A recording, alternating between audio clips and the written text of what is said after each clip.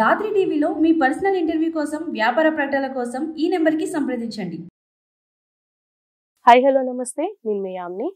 Present మనతో ఉన్నారు Shri diamond infra developer chairman Ramesh Goud garu ఉన్నారు. సో ప్రెజెంట్ జరుగుతున్న రియల్ ఎస్టేట్ మీద అసలు ఏ విధంగా మనం సేల్స్ అనేది చేయాలి, సో రియల్ ఎస్టేట్కి మనం వెళ్ళాలి అనుకుంటే ఎలాంటి టిప్స్ ఫాలో అవ్వాలి, ఈ విషయాల గురించి అడిగి తెలుసుకుందాం. నమస్తే సార్. వెల్కమ్ టు దాత్రి అండి. సో ఇప్పుడు నేనేమనుకుంటున్నానంటే రియల్ ఎస్టేట్ అనగానే మనకి ఎప్పుడు లాభాలు వస్తే తెలియదు, ఎప్పుడు నష్టాలు వస్తే తెలియదు.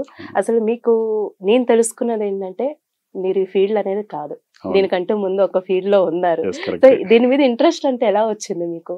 యాక్చువల్ గా నేను ఒక న్యూస్ రీడర్ అమ్మా. ఫస్ట్ స్టార్టింగ్ లో నేను టీవీ ఛానల్లో పనిచేసేటప్పుడు కూడా ఒక పార్ట్ టైమ్ గా, అంటే ఒక ప్యాసివ్ ఇన్కమ్ కోసం నేను రియల్ ఎస్టేట్ చేసేవాడిని. ఓకే. సో కొన్ని రోజుల తర్వాత యాక్చువల్గా నేను మంచి మెయిన్ ఛానల్లో కూడా అన్ని చేసుకుంటూ వచ్చాను. ఇన్కమ్ సోర్స్ అనేది కొంచెం తక్కువ ఉంది మన దగ్గర. ఓకే.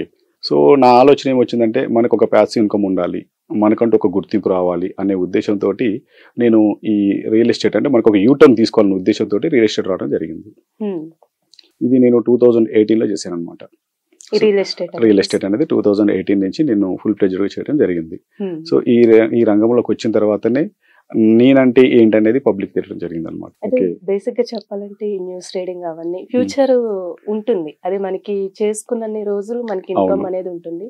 సో దీంట్లో ఎప్పుడు మనకి లాభం వస్తుందో తెలియదు, నష్టం వస్తుందో తెలియదు.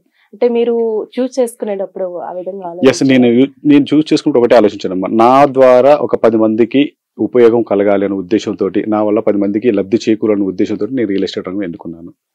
సో ఈ రోజు నేను ఈ స్థాయిలో ఉన్నానంటే నా టీం వాళ్ళేనండి. నా టీం ద్వారా నేను ఒక మంచి పొజిషన్లో ఉండగానే ఒక కంపెనీకి ఒక మేనేజింగ్ డైరెక్టర్ ఉండడానికి కారణం కూడా నా టీమే. ఓకే.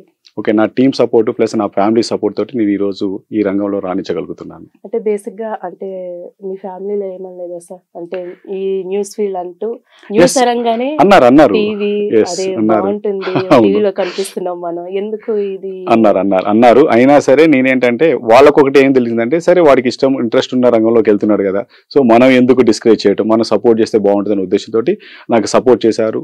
వాళ్ళ సపోర్ట్ తోటే నేను ఏదైతే అనుకున్నానో ఆ రంగంలో నేను ఇప్పుడు రాణిస్తున్నాను. నేను ఎప్పుడు అట్లా అనుకోలేదండి. కొన్నిసార్లు మనకి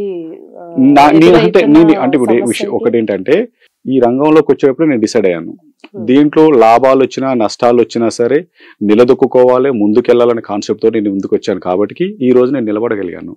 సో నవ్వు ప్రెజెంట్ వచ్చేసి రియల్ ఎస్టేట్ అందరూ కూడా లేదు అని అంటున్నారు నవ్వు ఉన్న పాండమిక్ సిచ్యువేషన్ లో. బట్ రియల్ ఎస్టేట్ ఉన్నది. కాబట్టి ఇక్కడ జరిగేది ఏంటంటే, ఎవరు కూడా కరెక్ట్ గా వర్క్ చేయట్లేదు, అంటే ఈ రియల్ ఎస్టేట్ రంగంలో ముందుకు వెళ్ళట్లేదు, వర్క్ చేయటంలో బ్యాక్ అవుతున్నారు అందరూ. సో అది గనక తప్పిస్తే ఖచ్చితంగా ప్రతి ఒక్కరికి సేల్స్ రావడానికి అవకాశం ఉంటుంది. కానీ అది ఎవరు చేయట్లా. ఏమవుతుందంటే ఇప్పుడు టీఆర్ఎస్ గవర్నమెంట్ వచ్చింది. టీఆర్ఎస్ గవర్నమెంట్ ఉన్న రోజులు రియల్ ఎస్టేట్ రంగం బాగా అభివృద్ధి చెందిందని చెప్పేసి మాట్లాడటం జరిగింది. ఓకే. సో ఇప్పుడు రేవంత్ రెడ్డి గారు వచ్చారు. రేవంత్ రెడ్డి గారు వచ్చినాక ఎందుకు తగ్గుతుందండి? ఇప్పుడు భూమి ఎప్పుడు ఎలా ఉండదో అలాగే అయితే రేవంత్ రెడ్డి గారు వచ్చి రియల్ ఎస్టేట్ కొనవద్దని చెప్పలే కదా, అవునా? కొనదని ఏం చెప్పలేదు. ఇప్పుడు ఇక్కడ ఏం జరుగుతున్నది, రేవంత్ రెడ్డి వచ్చాడు, రియల్ ఎస్టేట్ పడిపోయింది. కాంగ్రెస్ గవర్నమెంట్ వచ్చింది, రియల్ ఎస్టేట్ రైడీ పడిపోలేదు, స్టేబుల్ గానే ఉన్నది. ఇప్పుడు ఎవరైతే కొనుక్కుంటారో, ఎవరైతే కొనుక్కొని ఇన్వెస్ట్ చేస్తారో, ల్యాండ్ మీద ఇన్వెస్ట్ చేస్తారో వాళ్ళకి ఫ్యూచర్ లో ఎక్కువ లాభాలు వస్తాయి. ఆ చిన్న లాజిక్ ని మన మిడిల్ క్లాస్ పీపుల్ కానీ లేకపోతే కొంచెం సాఫ్ట్వేర్ పీపుల్స్ కావచ్చు, ఎవరైనా సరే ఈ విషయాన్ని మర్చిపోతున్నారు. దానివల్ల బ్యాక్ అవుతున్నారు తప్ప రియల్ ఎస్టేట్ అసలు పడిపోలేదు. బేసిక్ గా రియల్ ఎస్టేట్ లో చాలా వరకు చేసే మిస్టేక్ అంటూ ఏంటండి, సేల్స్ అవ్వట్లేదు అనుకుంటూ ఉంటారు. అవును, ఒకటండి. ఇక్కడ ఏంటంటే నిజంగా ఒకటి ప్రతి ఒక్కరికి చెప్తున్నానండి, నేను కొత్తగా వచ్చే రియల్ ఎస్టేట్ ప్రతి ఒక్క పర్సన్ నేను చెప్పేది ఒకటి అడ్వైజ్ అండి. మీరు ఏదైతే నమ్ముకొని వచ్చారో, ఏ రంగంలోకి అయితే నమ్ముకొని వచ్చారో ఆ రంగంలో మీరు ఖచ్చితంగా మిమ్మల్ని మీరు నమ్మి పనిచేస్తే 100% సక్సెస్ రేట్ వస్తుంది. 100%. మీరు ఫస్ట్ మిమ్మల్ని మీరు నమ్మండి. ఇక్కడ బాగుపరిచే వాళ్ళకంటే చెడగొట్టే వాళ్ళు మన చుట్టూ తిరుగుతుంటారు. ఆ మాటలు దయచేసి నమ్మొద్దు. మీరు చేయడానికి వచ్చింది ఏం చేయడానికి వచ్చారు? రియల్ ఎస్టేట్ చేయడానికి వచ్చారు. రియల్ ఎస్టేట్ లో 4 డబ్బులు సంపాదించడం కోసం వచ్చారు. ఇక్కడ ఎటువంటి పెట్టుబడి పెట్టట్లేదు మీరు. జస్ట్ ఇక్కడ మీరు పెట్టాల్సిందల్లా మీ తెలివితేటలు మాత్రమే. మీ తెలివితేటలతోటి మీరు ముందుకెళ్ళినట్టయితే రియల్ ఎస్టేట్ రంగంలో మీరు అనుకున్న గోల్స్ కానీ టార్గెట్స్ కానీ ఈజీగా రీచ్ అవ్వచ్చు. ప్రతి ఒక్క పర్సన్ రియల్ ఎస్టేట్లోకి వచ్చినప్పుడు ఒక టార్గెట్ పెట్టుకొని ముందుకెళ్ళాలి. ఆ టార్గెట్ రీచ్ కావడం కోసం అతను కష్టపడాలి. ఇప్పుడు ఉదాహరణకి ఎగ్జాంపుల్ ఒక మాట చెప్తాను. ఒక ఎంప్లాయ్ ఉన్నాడు, గవర్నమెంట్ ఎంప్లాయ్ కావచ్చు లేదా ఒక ప్రైవేట్ ఎంప్లాయ్ కావచ్చు. మార్నింగ్ 9 o'clock డ్యూటీకి వెళ్తాడు, ఈవినింగ్ 5 o'clock 6 o'clock ఇంటికి వస్తాడు. అంటే ఇక్కడ ఆయన మాక్సిమం 9 hours కష్టపడుతున్నాడా లేదా? అవునా? సో ఇక్కడ రియల్ ఎస్టేట్ రంగంలో 9 hours కష్టపడాల్సిన అవసరం లేదు. ఈవెన్ ఓన్లీ జస్ట్ నీ తెలివితేటలతోటి రోజుకు ఒక 4 నుంచి 5 గంటలు కష్టపడితే ప్రతి నెల 1 లక్ష నుంచి 2 లక్షలు నీ జేబులోకి వస్తాయి. ప్రతి నెల 1 to 2 lakhs ఈజీగా నీ జేబులోకి వస్తాయి. ఈ చిన్న లాజిక్ మిస్ అవుతున్నారు. అంటే అక్కడ 9 గంటలు ఇక్కడ 10,000కి 15,000 కష్టపడడానికి ఇంట్రెస్ట్ చూపిస్తున్నావే, ఇక్కడ 1,00,000 రూపాయలు సంపాదించడం కోసం ఒక 4 గంటలు ఎందుకు కష్టపడలేకపోతున్నావు? ఇక్కడ కావాల్సింది టీం వర్క్. ఇవాళ ఒక టీం వర్క్ ఉంటే ఆటోమేటిక్ గా 1,00,000 సంపాదించవచ్చు. ఇవాళ మీరు ఒక ప్లాట్ అమితే మీకు 1,00,000 రూపాయలు వస్తాయి, టీం ద్వారా అమితే 1,00,000 రూపాయలు వస్తాయి. అవునా? ఈ విధంగా మీకు 2 lakhs మీ చేతిలోకి వచ్చినట్టే కదా. ఈ చిన్న లాజిక్ మిస్ అవుతున్నారు అనమాట. ఇంకొకటి ఏంటంటే అందరు ఏం చేస్తున్నారంటే ఒకే కంపెనీని నమ్ముకొని పనిచేస్తేనేమో సక్సెస్ రేట్ వస్తుంది. ఒక కంపెనీ కాకుండా 10 రకాల కంపెనీలలో అటొక కాలు ఇటొక కాలు వేసుకుంటే ఇప్పుడు 2 పడవల మీద కాలు వేస్తే ఏమవుతుంది? జారి కింద పడతాం. ఇది కూడా అంతే. ఒకటే కంపెనీ నమ్ముకోవాలి, ఒకే కంపెనీ కోసం పని చేయాలి. ఎప్పుడైతే ఆ కంపెనీ కోసం పని చేస్తారో 100% సక్సెస్ రేట్ వస్తుంది. ఇంకా 10 రకాలుగా మనం ఆలోచించొద్దు. ఇప్పుడు ఒక కంపెనీలో జాయిన్ అయినా అంటే నువ్వు ఆ కంపెనీ కోసం 6 నిమిషాలు కష్టపడాలి అంతే. అట్లా కష్టపడ్డా కాబట్టి ఈ రోజు నేను ఈ పొజిషన్ లో ఉండగలిగాను. నాకు చాలా ఆఫర్లు వచ్చాయి, కానీ నేను ఏ రోజు కూడా ఏ ఆఫర్ని కూడా రిసీవ్ చేసుకోలేదు. ఎందుకు చేసుకోలేదు? మనం ఇక్కడే నిలబడాలి, ఇక్కడే నిలదొక్కోవాలి, ఇక్కడే సక్సెస్ కావాలి. ఎప్పుడైతే అలా అయితేనే మన సక్సెస్ రేట్ వస్తుంది. మీకు చిన్న ఎగ్జాంపుల్ చెప్తా. ఇప్పుడు మీరు మీ ఇంట్లో ఒక బోర్ వేస్తున్నారు లేదా మీ పొలంలో ఒక బోర్ వేస్తున్నారు. ఒక 500 గజాలు 600 గజాలు బోర్ తీశారు, బండ పడింది. ఫస్ట్ నెక్స్ట్ మళ్ళీ ఇంకో దగ్గర వేశారు, అక్కడ సేమ్ సిచ్యువేషన్. మళ్ళీ నెక్స్ట్ ఇంకో దగ్గర వేశారు, సేమ్ సిచ్యువేషన్. ఇప్పుడు ఇదే ఎఫర్ట్ ఇదే మనీ ఫస్ట్ స్టేషన్ దగ్గర పెట్టినట్టయితే మీకు నీళ్ళు వస్తే రావా?